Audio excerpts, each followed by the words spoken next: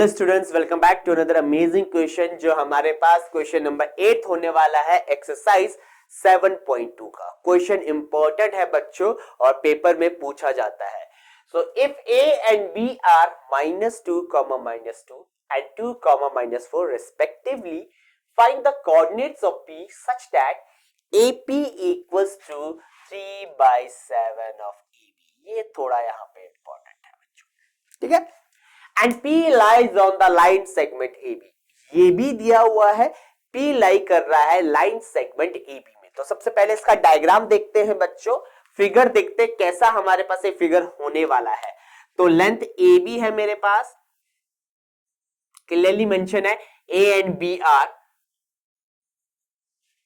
-2, -2 A के coordinates ले लेते हैं एंड 2, -4 B के कोऑर्डिनेट्स को मान लेते हैं।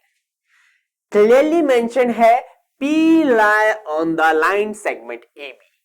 P आपका लाइन सेगमेंट AB पे कहीं पे लाई कर रहा है। चलो ये ऐसे कर लिया मैंने, यहां पे P है। अब आपने पढ़ा है बच्चों सेक्शन फॉर्मूला, ओके। अब सभी को पता है सेक्शन फॉर्मूला कब लगाते हैं, जब एक पर्टिकुलर लाइन को कोई पॉइंट दो पार्ट्स में डिवाइड करता है, ओके। इन दो पार्ट्स का रेशियो हमें अकॉर्डिंग टू क्वेश्चन या अकॉर्डिंग टू कंसेप्ट पता है बच्चों, क्या होता है, m रेशियो n। क्लियर हुआ, m रेशियो n। अगर मैं रेशियो की भाषा में पूछूं तो m रेशियो n क्या होने वाला है, यहां पे आप कहोगे AP/PB। क्लियर हुआ, दैट्स m/n। ये हुआ रेशियो के फॉर्म में इसका आंसर। अब सबसे बड़ा मिसकंसेप्शन जो बच्चे यहां पे यूज करते हैं वो क्या करते हैं, they know how to find the ratio. उन्हें पता है रेशियो कैसे निकाला जाएगा। आपको कुछ नहीं करना है बच्चों, AB को ट्रांसपोज कर देना है लेफ्ट हैंड साइड, आपको रेशियो मिल जाएगा। बट वेट बच्चों, क्या वो AP/PB है? क्योंकि m/n का फॉर्म तो AP/PB को कहते हैं। चेक करते हैं यहां पे, तो रेशियो मुझे मिलेगा यहां पे AP/AB का, दैट विल बी 3/7। क्या ये m रेशियो n होने वाला है? According to most of the students वो इसे m रेशियो n लेकर क्वेश्चन को सॉल्व कर लेते हैं और यहां पे P के कोऑर्डिनेट्स को गलत फाइंड कर लेते हैं। तो ये m रेशियो n नहीं है बच्चों। अगर हम रेशियो के टर्म से बात करें तो ये वैल्यू है m divided by m plus n का। क्लियर हुआ, फिर से बोलूंगा बच्चों, ये जो वैल्यू है हमारे पास वो है m/m प्लस n का, क्योंकि AB मेरे पास पूरा लेंथ है। तो अगर मैं AB को रेशियो के फॉर्म में कहूंगा तो m प्लस n कहूंगा। अब यहां पे इसे सिंपली कन्वर्ट करते हैं। AP पार्ट 3 है, AB पूरा पार्ट 7 है बच्चों, तो बचा पार्ट कितना होगा, AP जब 3 है तो बचा पार्ट PB होगा। पूरा लेंथ 7 है तो PB कितना होगा, 4। Why? Because 4 + 3 = 7। तो ये सबसे बड़ा कंसेप्ट है बच्चों जो आपको यहां पे यूज करना है।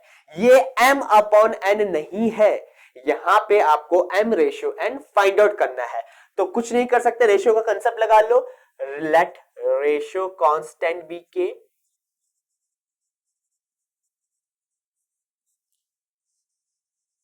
लेट रेशियो कांस्टेंट बी के।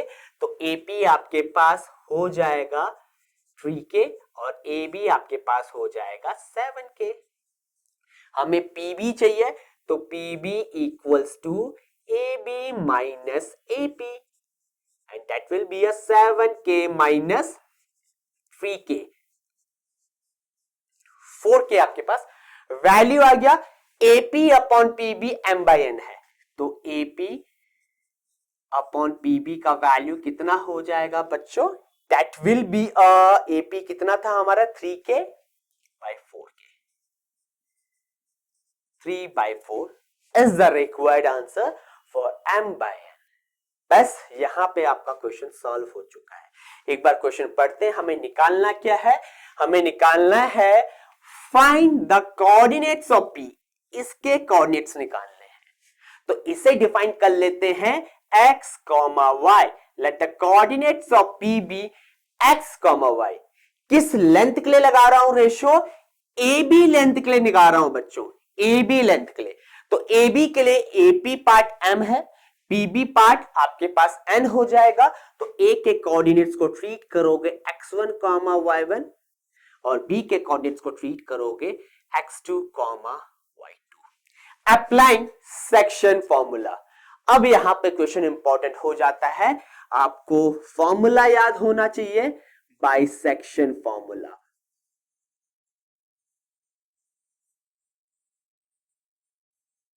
क्लियर हो गया बच्चों?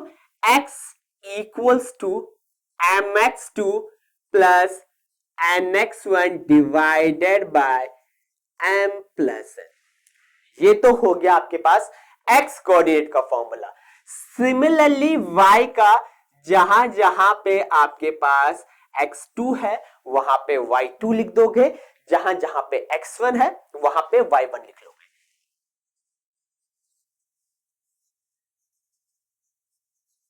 m प्लस n, ठीक है बच्चों। अब यहां पे वैल्यूज को पुट करते हैं। m का वैल्यू मेरे पास 3 है, m का वैल्यू यहां पे लिख भी लेता हूं m बाय n। तो x इक्वल्स टू m का वैल्यू 3 है, x2 का वैल्यू 2 है, 3 इंटू 2 प्लस n का वैल्यू कितना है 4, x1 का वैल्यू -2 है। क्वेश्चन करने का तरीका यही रहेगा, 4 into -2 divided by, that will be a 3 plus 4 7। तो x की वैल्यू मेरे पास आ जाएगी 6 minus 8 by 7, that will be a -2/7। Move करते हैं y कोऑर्डिनेट के लिए। y equals to my2 3 into -4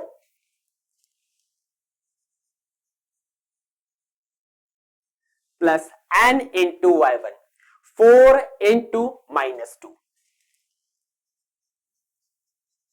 4 plus 3 that will be 7 और 3 प्लस 4।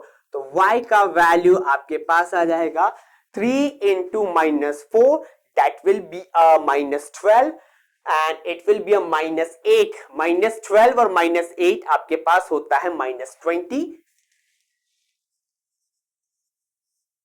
तो ये वैल्यू आपके पास हो जाएगा -20/7। एक बार फिर से चेक कर लेते हैं, हमारे पास रेशियो यहां पे 3/4 आ गया था बच्चों। फॉर्मूला होता है mx2 that will B 3 into 2 आपके पास 6 हो जाएगा, plus nx1 4 into -2 that will B -8। तो 6 - 8 -2/7 x कोऑर्डिनेट। y कोऑर्डिनेट के लिए my2 प्लस ny1। तो m का वैल्यू 3, y2 का वैल्यू बच्चों मेरे पास है यहाँ पे -4, 3 इंटू -4 -12 और यहाँ पे 4 into -2 again it will be -8 और वैल्यू आ जाएगा यहाँ पे -12 और -8 दैट विल बी -20/7। तो यहाँ पे एक्स वाई यानी p के कोऑर्डिनेट्स जो हमें मिल गए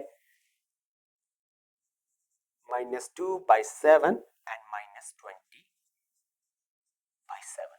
यही मेथड रहेगा इस क्वेश्चन को सॉल्व करने का।